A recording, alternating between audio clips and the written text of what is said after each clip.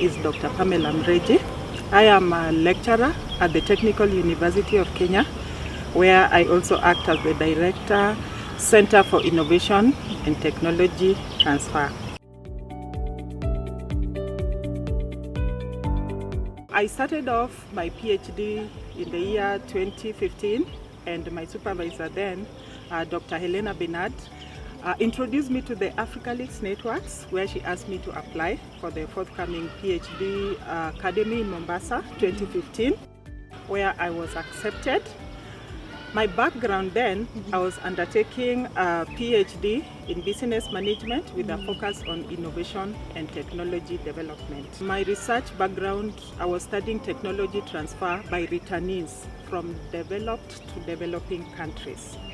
So when I attended the PhD program in Mombasa, all of a sudden I found myself in this world where I was able to interact and network with people who I only ever cited in my papers.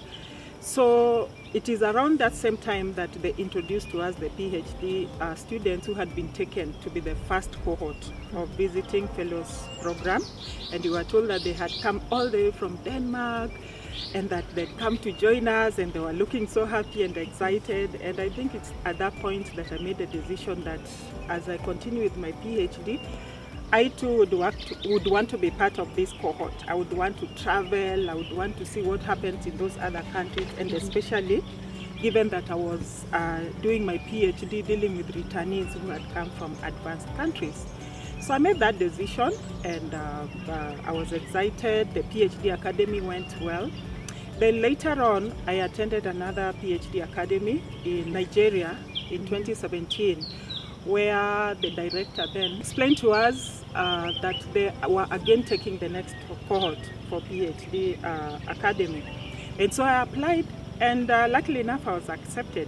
So in 2018, in a cold February, we took off, I think four of us, to Denmark. So what motivated me in essence to join the Visiting Fellows program was, first, is the way that I saw the previous scholars who had undertaken the program, how they were advancing in their careers, and the blogs they were making and explaining what happened to them.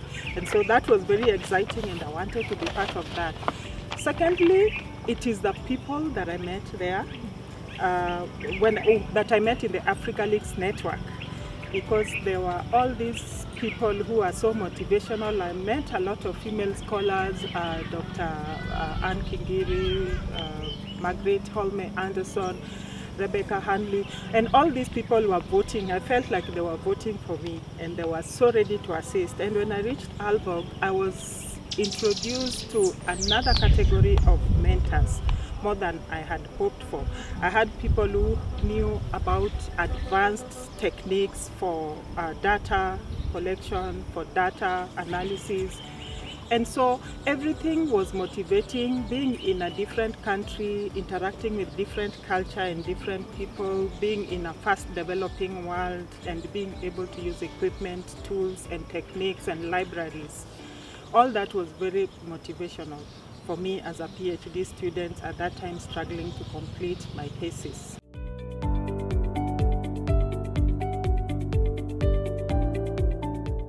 Apart from the PhD Visiting Fellows program, people who are in that program are also part of AfricaLics Alumni Network. So between these two organizations, there's a lot of networking, there's a lot of cross-cutting synergies and partnerships that has happened. And even during our PhD fellowship, we had to, our supervisors visited us when we were there. And within that period they were there, we were able to discuss the supervisor, PhD students' relationships, and we learned a lot. The supervisors learned the best ways to be able to supervise their students, especially within the innovation and development sphere. And I then was a student, so my supervisor was supervising me. Now I am a supervisor for both master's and PhD students. And it is exactly those courses that we went through during the PhD academies and also the Visiting Fellows program that are assisting me to ensure that I give my students who I'm supervising the best. I'm also mentoring some students, including AfricaLics Fellows program. I have about 3 students that I'm their mentor. And I've heard what they say, and they actually do like the way I do my supervision and mentorship. And this is because of the learning lessons that I've had over the last 7 years that I've been with the AfricaLics program.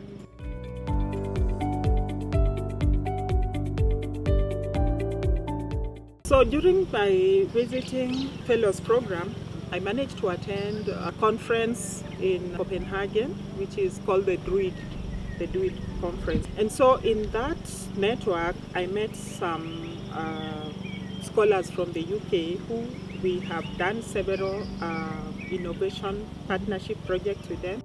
And also we are publishing a paper. I have had great networks from that visiting fellows program.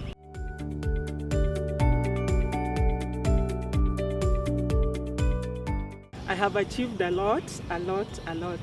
So I left, I completed and finished my PhD visiting fellows program in June 2018. I was not able to defend my thesis then as I'd hoped, but immediately after I finished, I actually defended my thesis successfully and completed.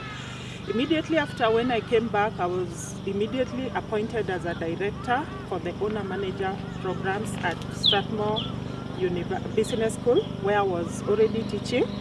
So in that role, I was made in charge of new businesses, new business owners who I was helping through the program. Then we was traveling with them all over the world. We went to Lagos Business School. We went to the UK with them, and so that was good. At the same time,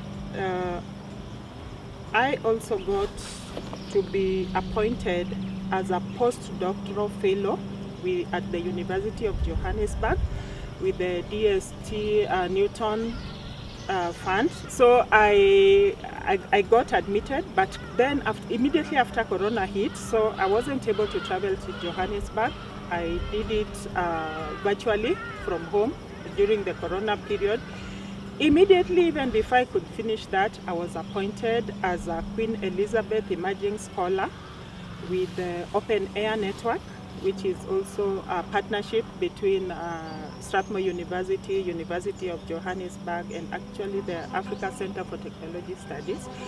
So I spent 2 years as an emerging scholar with the Open Air Network, where I was working on research specifically on gender and innovation, and we were looking at the factors that affect women innovators and the different ways that we can support them to become more innovative and have visibility in the innovation sphere. Immediately after I finished that, I also work at the Technical University of Kenya, as I've said. Again, I was appointed as the Director, Center for Innovation and Technology Transfer. At the same time, I got a chance to get grants for my university. The first one was the British Council Innovation for Africa Universities Fund, where I was a co-I in a project that we were running between 4 universities in Kenya and 1 in the UK, Northumbria. So it was a partnership between Technical University of Kenya, University of Nairobi, and Kenyatta University. I completed that successfully. Immediately that ended, I got another grant again, where now I was the PI for a research project, which is Research and Innovation Systems in Africa, which I'm currently just completing.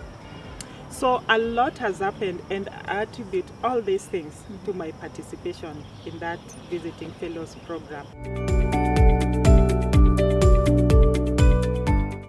My advice to any PhD student aspiring to participate in the Visiting Fellows program, AfricaLics Visiting Fellows program, is first to prepare.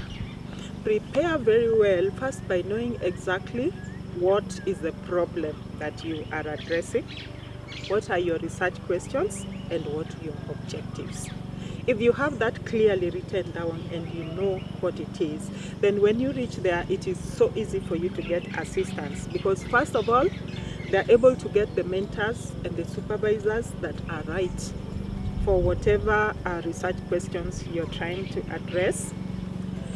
Then the second thing that I know is to be able to interact with the culture. Be open to learning. Be open to unlearn and also to learn new things. Because I also felt that the way they teach, the way they address issues are a bit different from the way our supervisors do it here. They practically open up a chapter and then let you do the research, let you do the learning. And when you have questions, then you ask them, which is a bit different from here, where sometimes you could feel like you're spoon-fed or something. But more than anything, work hard and play hard. Don't miss out on those traveling, on those cultural visits, on going out to different countries, going on ships and going to visit different countries that's around if you are out there. Because once you marry that, then you're able to get enough energy to continue with your work, because I can say that it's an intense program. So you need to balance the working and also the going out, interacting, playing, trying different foods and trying different visits. Thank you.